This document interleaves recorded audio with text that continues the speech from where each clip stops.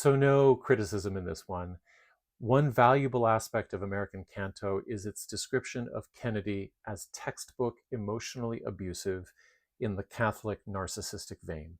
I know, shocker, right? But it's still good to have it in black and white. Quote, he liked to feel as though he had been led to the ledge. He found adrenaline and ecstasy there. He found also shame. I attributed much to our shared Catholicism, another common set of ideas and sensibilities. Yes, he's Catholic and a former addict of questionable sobriety who's treated a lot of people like shit. Plenty of shame fuel there, but you don't have to be Catholic to be ashamed of cheating on your partner while selling your family name to Trump. But I digress. Quote, I did not want to be a source of his shame, and so I was careful to allow him to lead. When he would set for himself a boundary, I observed it. When he would trample right over the boundary he set, he seemed still in control, a player in a game he invented and in which he wrote and rewrote the rules. Not good. Not good. Quote, I would sometimes bristle in silence at what felt like a minor flattening of my being into novelty, into substance, into effect.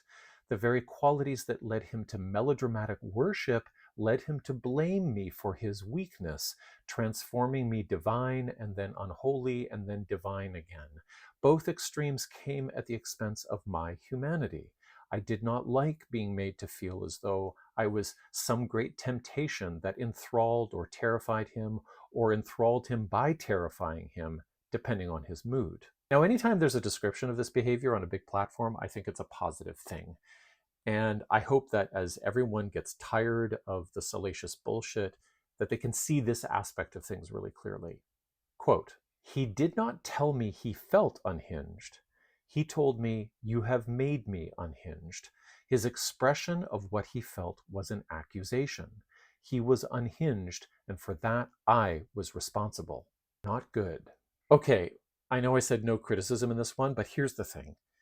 As clearly as the author describes Kennedy's behavior, there's no real attempt to connect it to wider patterns of misogyny or patriarchy. These are words that don't come up in the book.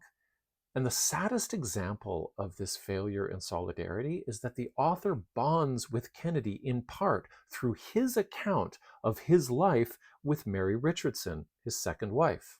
Quote, we knew a volatile state of fear, of fear of fear. That is at least what he told me. In the same period, about 100 miles away from each other, we dodged knives wielded by dark-haired women whose eyes flickered with certain mania, with chemical imbalance and chemical manipulation, with a slippery hold on consensus reality.